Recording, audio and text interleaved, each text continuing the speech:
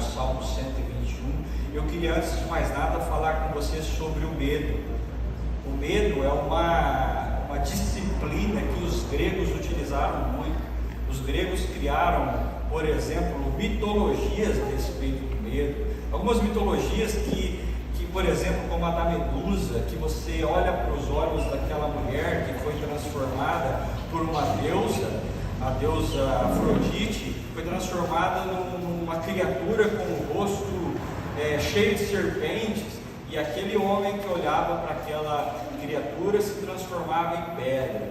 A deusa Afrodite fez isso por causa do ciúme com outro deus. Então ela foi lá e criou aquela criatura lá, que agora ninguém mais ia conseguir olhar para aquela mulher outrora linda. Agora ela se tornou um ser horrendo, um ser paralisante. Qualquer um que olhava para ela se transformava em pedra. E o grego ele fez ele criou essa mitologia justamente para abordar o assunto do medo. Porque o medo ele faz isso, ele paralisa, ele transforma a gente em pedra, ele enrijece a gente. Então o assunto do medo ele é tão potente que hoje nós temos cinemas específicos sobre o medo, né? Nós temos categorias de filmes específicos a respeito do medo, filmes de terror. Temos aí o Papa do Medo, que é o Stephen King, né? Então gente especializada em falar sobre o medo, sobre o terror. Então isso a gente pode começar a observar e a refletir o que o medo faz, o que o medo tem feito na nossa vida, o quanto nós estamos debruçados, paralisados sobre o assunto do medo. E o Salmo 121, ele fala sobre medo, ele fala sobre paralisia, ele fala sobre ansiedade, ele fala sobre terror. Isso porque o Salmo 121, ele faz parte de uma categoria de salmos que vai do 120 até o 134, chamados salmos de romagem, ou salmos de romaria. O que é uma romaria?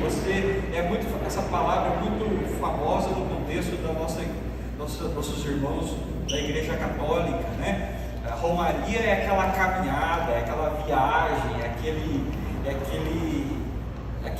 não chega a ser um passeio, mas é aquela meta, aquela missão que aquelas pessoas fazem em prol de uma promessa, em prol de uma busca de algo. E a romaria dos Salmos tinha a ver com a saída do povo da sua cidade para subir para Jerusalém, prestar oferta, prestar cultos e ofertas em sacrifício para o perdão dos seus pecados. Eles faziam isso uma vez por ano. Então isso é tão importante para o judeu da época, essa saída da sua cidade para fazer uma romaria para Jerusalém, para o sacrifício, que o livro do Deuteronômio, capítulo 14, verso 23 para frente, vai dizer que eles estavam autorizados a usar o seu dízimo, não só para viagem, mas para, em pontos de parada, eles fazerem festas. Então eram momentos, era uma viagem que tinha ali muito de festa, muito de canção. Então salmos de romaria é aquele salmo onde a pessoa vai caminhando, vai viajando em cima do lombo de um animal ou a pé, cantando, se alegrando. Só que eles faziam isso principalmente para minguar, para diminuir, para represar a questão da ansiedade, do perigo daquela região. Na região da Palestina, região que tinha vales cercados de montanhas, existiam muitos bandidos. Então aquele povo, eles estavam em situações que muitas vezes eles falavam: se acontecer alguma coisa aqui comigo, o que eu faço? Não tenho o que eu fazer. Já se reparou? Já se deparou com isso? Você está numa situação, está numa velocidade, né, camotoca lá, e você pensa assim: se cruzar um bicho na minha frente, não tem o que fazer. Se furar um pneu, não tem o que fazer. Se eu estou de carro também, você está numa situação, num lugar absolutamente sozinho, não passa carro veio por você há horas, e você pensa: se acontecer alguma coisa aqui comigo, eu vou ficar aqui, ninguém vai chegar aqui nas próximas horas. Então é mais ou menos esse o medo, a sensação, essa ansiedade do salmista quando ele fala o Salmo 121. Ele diz: eu estou olhando para cima, eu estou aqui no vale, eu estou olhando para os montes e me pergunto: se alguma coisa acontecer comigo aqui, quem vai me proteger? Então esse é o espírito, entendeu? O contexto é assim: eu estou num lugar onde eu estou vulnerável, eu estou numa situação de vida onde, se alguma coisa acontecer comigo, eu estou sozinho. Eu estou num momento onde, se o mal chegar, ele me pega. E aquele povo estava num local, num vale cercado de montanhas da Palestina, dizendo: eu olho para cima e pergunto: da onde me viria? Da onde me virá um socorro? Se não em Deus, o Criador dos céus e da terra. Então, os salmos que a gente poetiza como tem que fazer mesmo, porque ele é uma poesia, mas é um salmo que a gente não percebe muitas vezes a angústia do salmista. O salmista ali está falando: muitas vezes eu estou numa situação onde eu estou sozinho, muitas vezes eu estou numa situação paralisante, numa situação de medo, numa situação onde o medo domina. E esse é o aspecto do medo, ele domina. Então eu tenho medo de alguma coisa e eu não dou um passo, eu fico ali paralisado. Essa semana, por exemplo, a gente foi vítima de um furto. Entrou um cidadão na nossa garagem do conjunto que a gente mora ali, que é um conjunto de poucos apartamentos, são sobrelojas.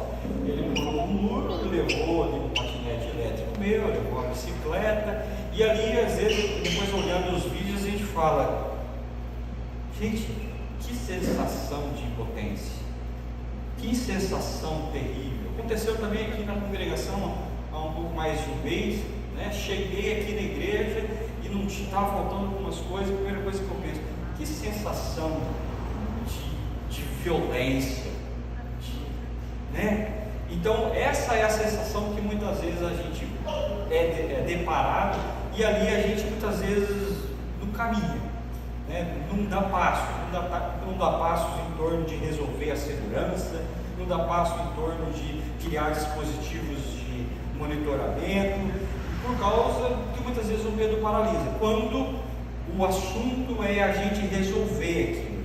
Então os salmos de romagem, os salmos de romaria, e apesar de canções, ele traz por baixo dos panos um sentimento. E o sentimento que está debaixo dos panos do Salmo 121 é o sentimento do medo, da quase paralisia. Ele só não paralisa porque ele responde: aqui eu só estou sozinho no sentido do dispositivo humano, da ferramenta humana, mas o Senhor é aquele que me guarda. Ele é um Deus que não dorme, Ele é o guarda de Israel. Ele cuida da minha entrada, Ele cuida da minha saída, Ele cuida das coisas que eu faço, Ele é a minha sombra à minha direita. Ele é aquele que não deixa os meus pés se vacilarem, não deixa eu tropeçar. E de fato, a gente aprende com um salmo desse a respeito da pessoa de Deus. E ali a gente aprende a respeito da pessoa de Deus, através da experiência do salmista. Eu conheço Deus da experiência do salmista, você entende? Então o salmista está falando para mim a experiência que ele tem com o Deus dele. Eu não posso fazer teologia dizendo que Deus é assim através desse relato do salmista, mas eu estou percebendo um testemunho fiel que o salmista está me contando. Olha, às vezes que eu precisei, os meus pés não vacilaram. Por quê? Porque Deus estava cuidando de mim. Então Deus é aquele que cuida do meu trajeto. Ele cuida dos meus pés, para que meus pés não vacilem. Então a primeira coisa que a gente aprende com esse salmo é que Ele cuida do meu trajeto, Ele cuida da minha caminhada, da minha vida. Olha, naquele momento em que tudo deu certo, embora se desse errado eu estaria perdido, se o pneu furasse eu estivesse perdido, deu certo porque Deus está cuidando da minha vida. E muitas pessoas falam: Tiago, mas tem hora que Deus não cuidou. E é verdade. Vai ter um dia só que Deus não vai deixar com que as coisas acontecessem. Em todos os outros Ele vai cuidar. Vai ter só um dia que você vai morrer. Em todos os outros você vai viver. Então Deus cuida de você, e você vai falar assim muitas vezes, mas aconteceu com fulano. Todos os outros dias não aconteceu. Um dia aconteceu. Você só morre uma vez. E ainda assim não foi por descuidado de Deus. Aí a gente pode abordar temas que a gente não precisa abordar aqui agora, que é a respeito do último dia. Mas nós vamos abordar temas a respeito da morte ainda no Salmo. Então, primeira coisa, Ele cuida do meu trajeto.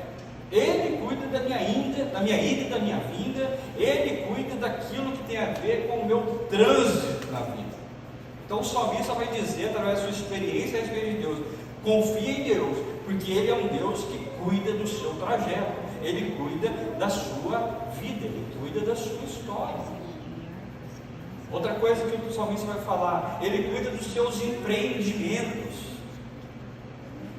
Quando o texto fala assim, Ele cuida da sua entrada, da sua saída, lá no primeiro livro de Samuel, ele relaciona isso a empreendimentos militares. Ele fala assim, ele usa esse termo, Ele está cuidando da tua entrada e da tua saída, relacionada a empreendimentos militares. O povo está saindo para a guerra, e o povo está voltando para a guerra. Então Samuel vai falar da tua entrada e da sua saída, no sentido principalmente de que Ele cuida daquilo que você se propõe a fazer. Ele cuida dos seus empreendimentos de vida. E é muito importante a gente saber disso. Dá tempo aqui.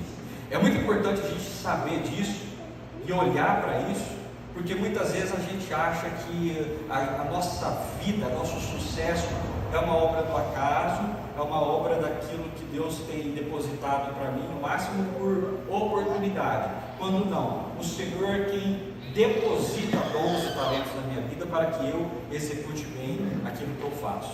Então Ele cuida da minha entrada e da saída, dos meus empreendimentos, no caso era militar, mas aqui para a gente que não tem nenhum soldado, Ele cuida daquilo que você se propõe a fazer no seu dia a dia, de forma que Ele não está preocupado com a faculdade que você vai fazer, Ele não está preocupado se você vai ser médico, Ele não está preocupado se você vai ser arquiteto, se você vai ser da área da tecnologia, da área da humanas, se você é um professor, o que você vai ser? Ele está preocupado com o profissional que você é, com o tipo de gente. Ele está se preocupado não com o que, mas com o como você é. E Deus cuida disso na sua vida. Ele tem intenção de demonstrar o seu amor, o seu cuidado na sua vida, ao transformar você no profissional que você deve ser, no profissional que Ele deseja que você seja. Amém? E Ele também vai cuidar da minha alma, diz o salmista. Ele cuida da minha alma. E a alma aqui, a alma é esse conjunto imenso de emoções que você e eu tem. Porque nós temos passado por dias onde a alma está sendo flagelada, chicoteada, a alma está sofrendo. A gente ouve falar muito que a depressão é o mal do século, é a doença do século. A nossa vida, o nosso sentimento costuma estar moído por causa do dia a dia, por causa da performance equivocada que você acha que você tem que ter, que você deposita na performance, coisa que era para estar sendo concentrada primeiro na sua alma, depois na sua família, depois naquilo que o Senhor tem interesse. Mas não, você está preocupado ali com o corre, deixa eu fazer o corre, e é por isso que esse sentimento de performance tumultua a tua alma, e muitas vezes você está sempre nervoso, sempre triste, sempre abalado, sempre depressivo. O salmista dizendo: Deus é alguém que cuida da minha alma, Ele tem interesse em cuidar da minha alma, Ele tem interesse em cuidar do meu caminho, do meu trajeto. Ele é quem cuida do meu caminho, cuida do meu trajeto, Ele é quem cuida dos meus empreendimentos, cuida daquilo que eu faço. Ele quer que eu me torne a pessoa correta, a pessoa que Ele gostaria que eu fosse, dos empreendimentos que eu empreendo. Mas Ele também quer que eu cuide de mim, Ele quer que eu cuide da minha mente, das minhas emoções, do que o texto fala, da minha alma. Mas Ele vai dizer: esse Deus que cuida de tudo isso, Ele é um Deus que não dorme, é um Deus que está atento, Ele está disponível o tempo inteiro para mim. Só que a impressão é que ainda tem algo para a gente aprender. O evangelho extraído desse texto, ele nos ensina coisas diferentes. Porque o Deus revelado pela experiência do salmista é o Deus onipotente, é o Deus, é o Deus que não dorme, é o Deus do altamente disponível, é o Deus que não vai me deixar na mão, é o Deus em que todas as minhas demandas eu arremesso para Ele. Mas eu aprendo através do Evangelho dos Salmos. Eu aprendo através de um Deus que dorme. O Filho de Deus vivo, como a gente cantou, tu és o Cristo, Filho de Deus vivo, Deus no meio de nós. Ele ensina mais a gente, sabe quando? Dormindo. Jesus é o Deus que dorme. Jesus, ele ensina a respeito de Deus enquanto dorme. C.S. Lewis, no seu livro A Última Noite do Mundo, vai falar: Jesus é o Deus que não dormita e nem dorme enquanto dorme. Ele e o Pai é um só. Ele é o Deus que nunca dorme enquanto dorme. Enquanto está lá dormindo na polpa do mar, enquanto o bicho pega no mar. E aí eu fico me perguntando, Jesus é acordado ali às pressas, quem quer ficar feliz de ser acordado desse jeito? Né? Viu? Você ficava quando sua mãe fazia isso com você, abria a porta e disse: você não vai cuidar não. Você dava aquele pulo na cama, você não acordava com bom humor. Então Jesus é acordado desse jeito.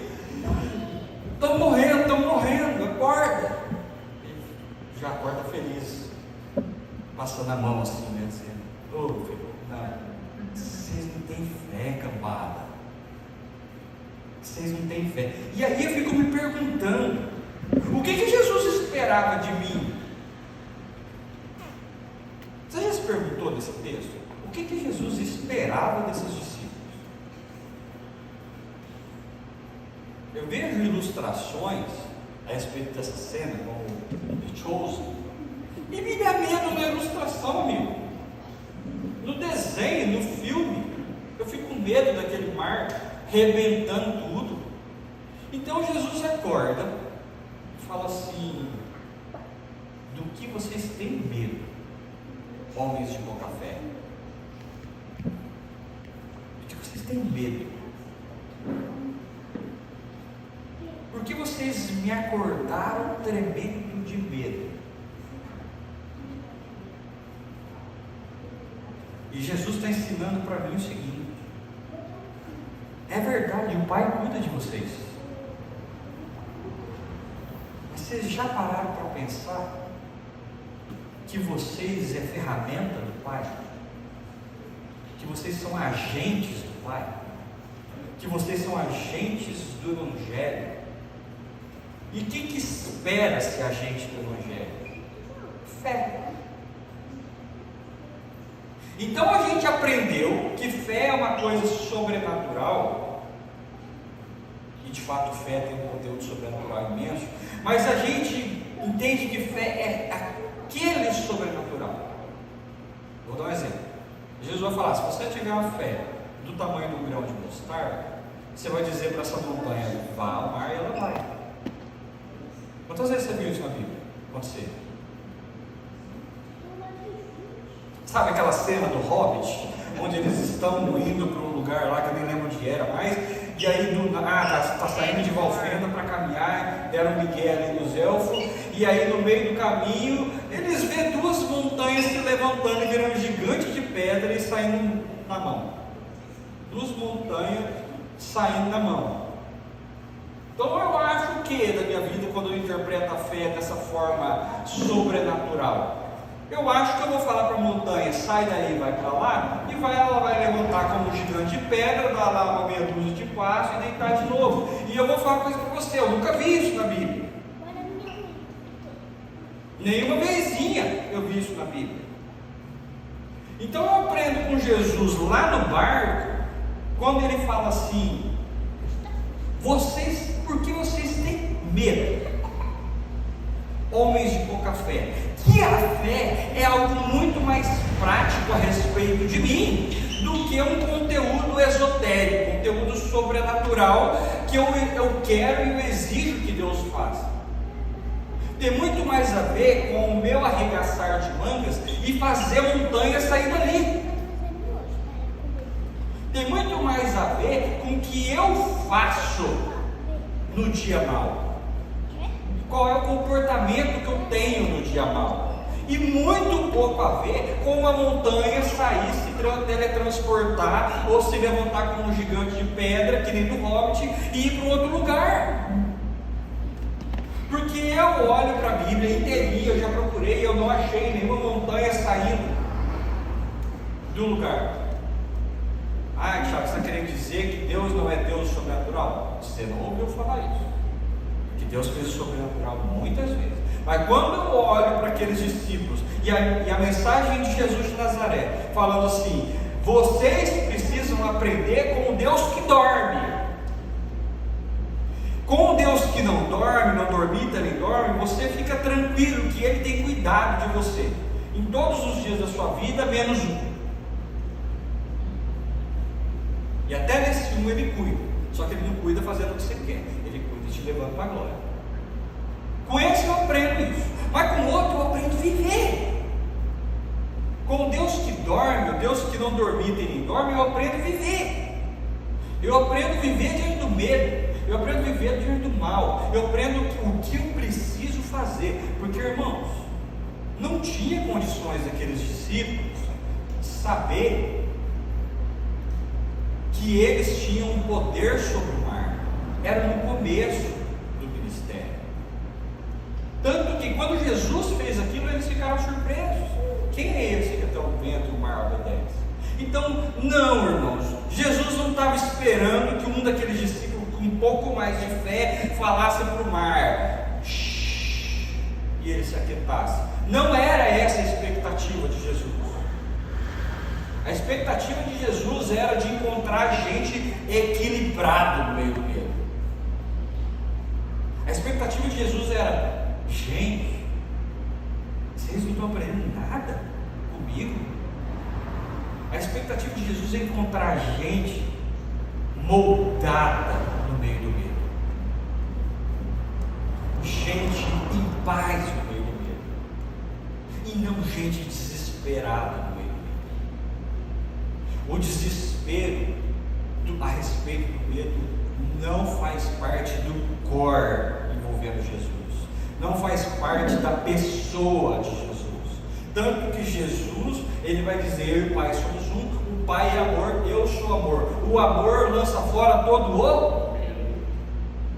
O medo não tem a ver com Jesus, nem medo do inferno, tá, irmão, tem a ver com Jesus.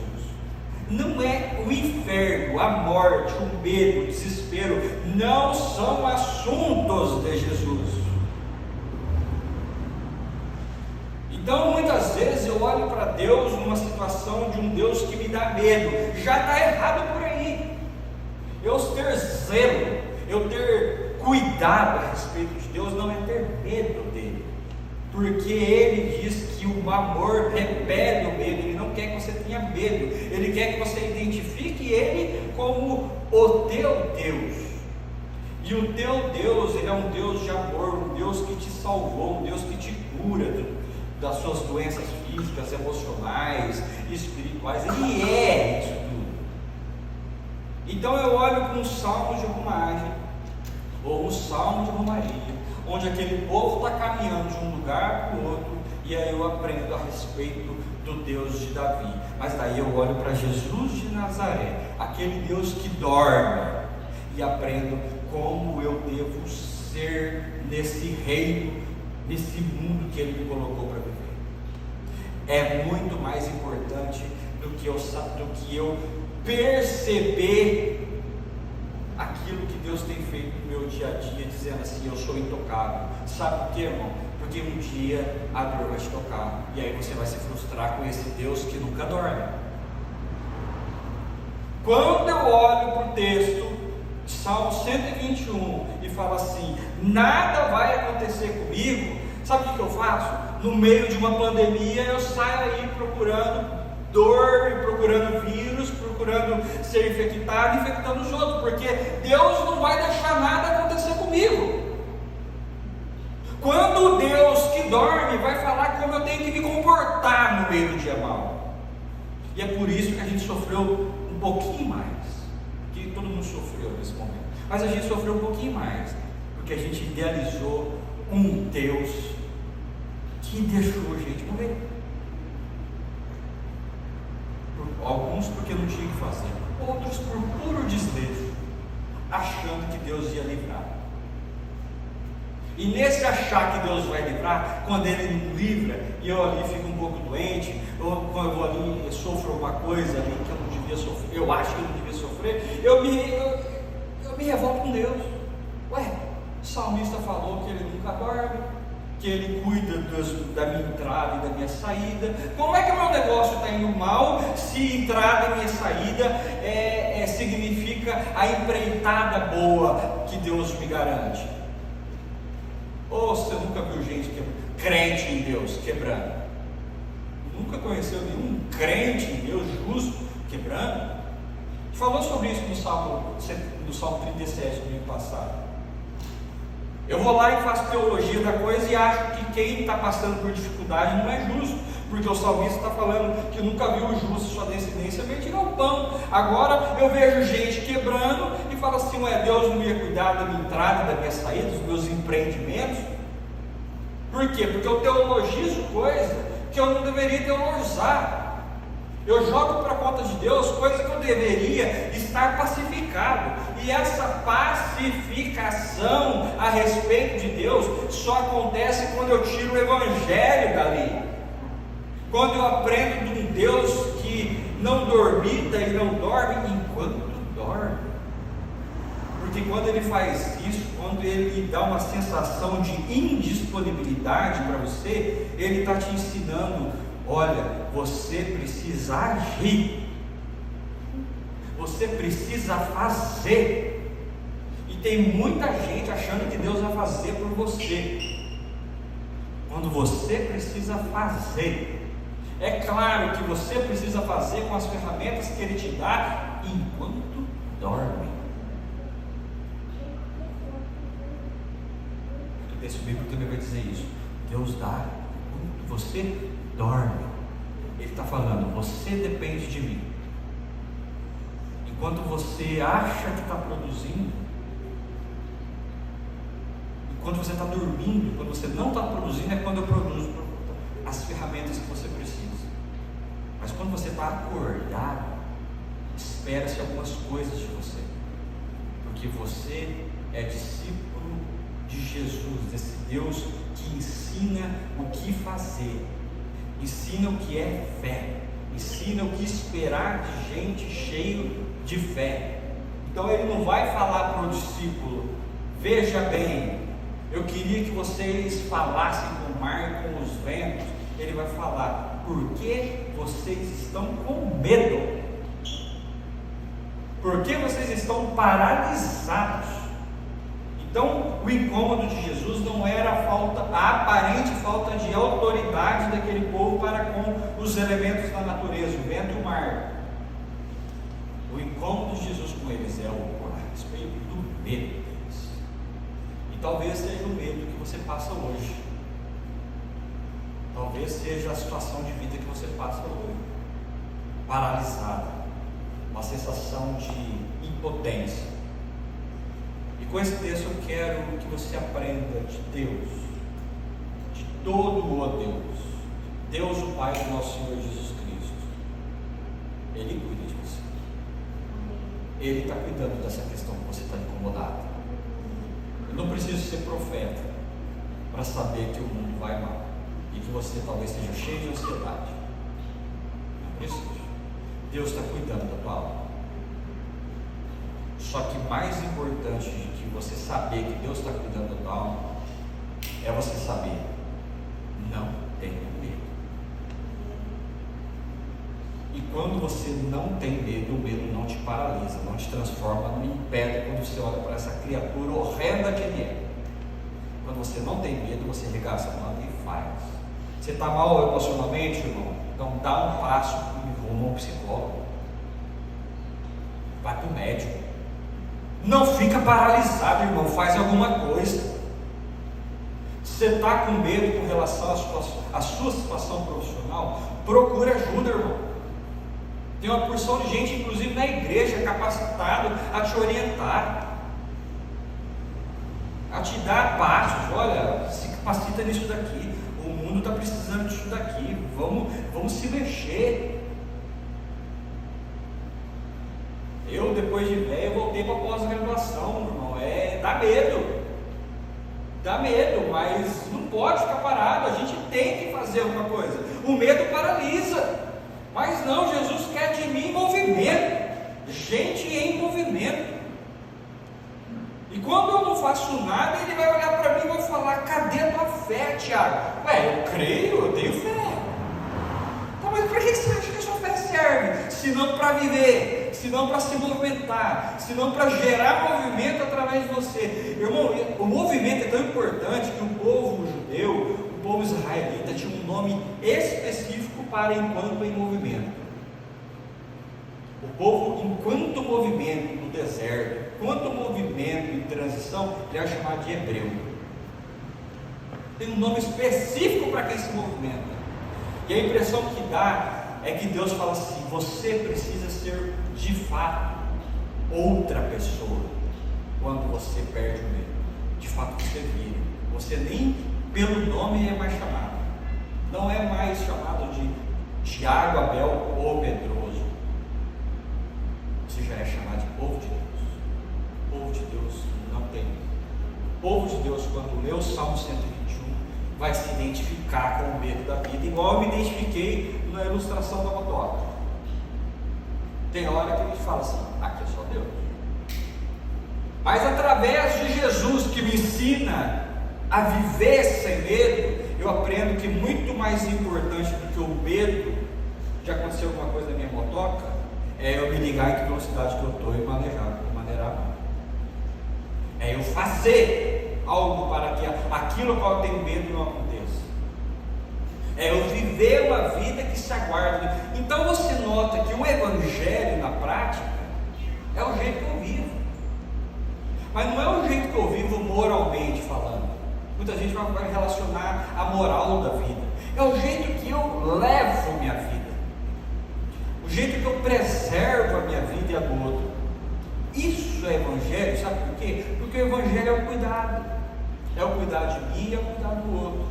Então o Salmo 121 me ensina a respeito da dependência. Mas o Salmo 121, ele vai me catapultar, me arremessar em direção ao Deus que se preocupa muito mais com a minha fé, com o fator que me faz movimentar, o fator que fala: acalma esse medo,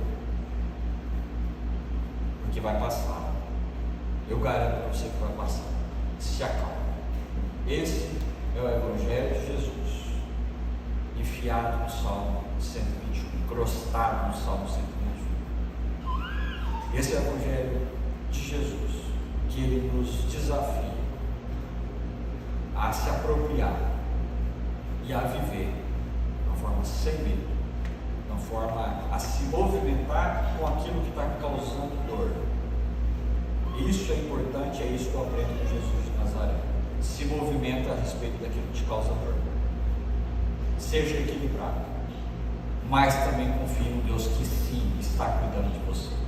Um Deus que é soberano, que tem a sua vida na palma da sua mão e que só vai acontecer de você para a glória o dia que Ele te chamar.